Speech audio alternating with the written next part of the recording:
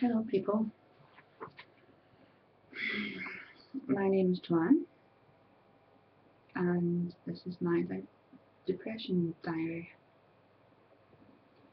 I thought I'd start a diary on YouTube to record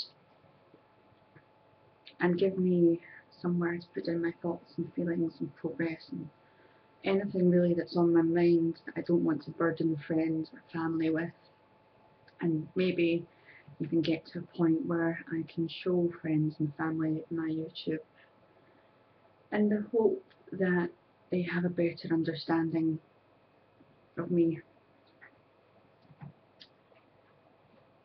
Recently, I had a bit of an episode. I told my boyfriend, I do occasionally get blue spells and then hyper spells, blue spells, everything's absolutely wonderful spells, and my moods fluctuate. And recently I told my boyfriend that I was having a bit of a blue spell. So I contacted a mental health team via a leaflet which my doctor gave me in February, and I made an appointment. They're going to see me on the 21st of this month.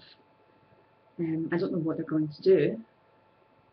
They said it's counselling, but I don't know if the counselling is coming with some kind of psychological profiling analysis or something like that.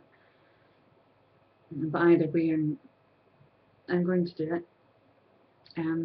So I told my boyfriend about this, and I said to him, it's not until the 21st of April and I don't think I can hang on that long.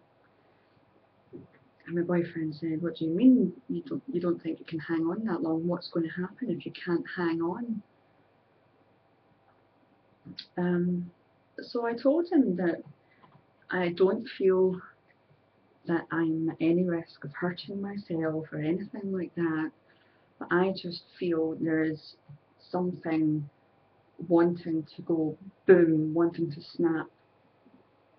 I've got no premonitions of hurting myself whatsoever, but I do feel like something's going to snap me if I can't speak to someone about this and get help for the way that I feel a lot. So I calmed him down, everything was fine, and then later on that evening, because we don't live together yet, I got worse.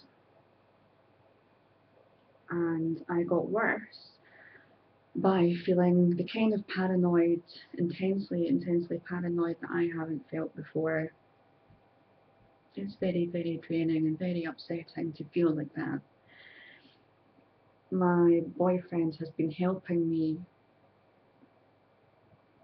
turn my flats into somewhere nicer for me to live, and yet at the back of my head something says he's only doing this because he wants it that way. It's not for you, it's for him. He wants the house like this. And it gets louder and louder and louder. And it comes in with other things as well. I hear anyone can tell me anything, and somewhere back here at the back of my head a voice starts to, kind of like your subconscious, but my subconscious happens to be a dick. Tells me that whatever someone's saying, it's for an ulterior motive. If someone's paying me a compliment, it's only a compliment because they want something from me. They want to gain my trust, and then they want to do something bad to me. That kind of thing, that happens a lot. And it's really hard to deal with because I have that weight weighing on me, making me wonder, should I listen to that? And then there's another part of me that says, no, don't listen to it. You know you're just feeling poorly. Just trust in yourself. Just go with the flow, and whatever happens, happens. happens all the time and it's really tiring. Other things which I get are bad thoughts, bad daydreams. I have what you might call daydreams about people dying, committing suicide, although I have no intention of committing suicide. It's not on my to-do list. People dying, friends dying, horrific accidents, and I can honestly say I've been having those daydreams for as long as I can remember. Since I was a child, I've been having those daydreams. But only now, as an adult, I've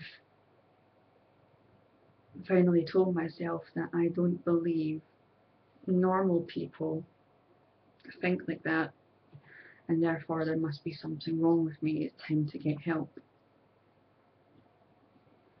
So yeah,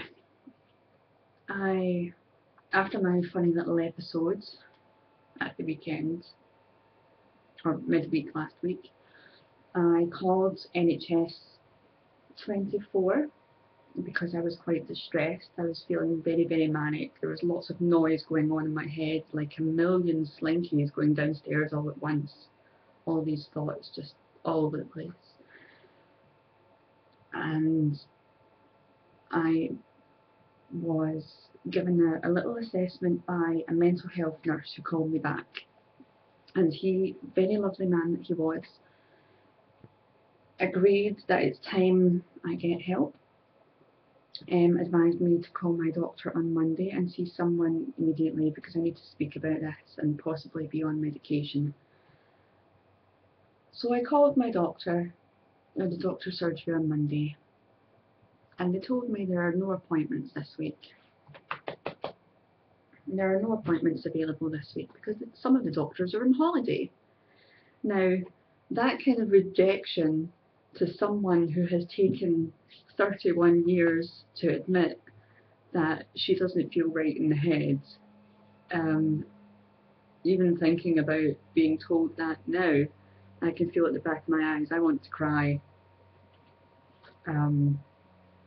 Because it takes every single tiny little fibre of strength to finally admit that there's something not right with you.